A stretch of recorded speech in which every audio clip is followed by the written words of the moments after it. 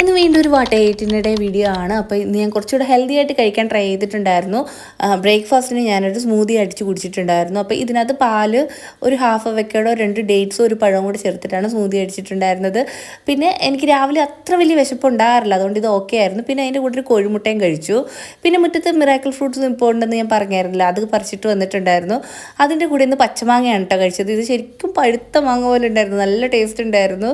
പിന്നെ ലഞ്ചിന് ഞാൻ ചപ്പാത്തിയും മുട്ട മസാല ആക്കിയത്. ഇത് രാവിലെ ധ്രുവിന് സ്കൂളിൽ കൊണ്ടുപോകാൻ ആക്കിയതാണ്. ധ്രുവ് എന്താണോ ലഞ്ചിന് കൊണ്ടുവന്നത് അത് തന്നെയാണ് കേട്ടോ ഞാൻ ലഞ്ച് കഴിക്കാറുള്ളത് മോസ്റ്റ്ലി. പിന്നെ കുറച്ച് കഴിയുമ്പോഴത്തേക്ക് ഞാനൊരു കപ്പ് കേക്ക് കഴിച്ചു.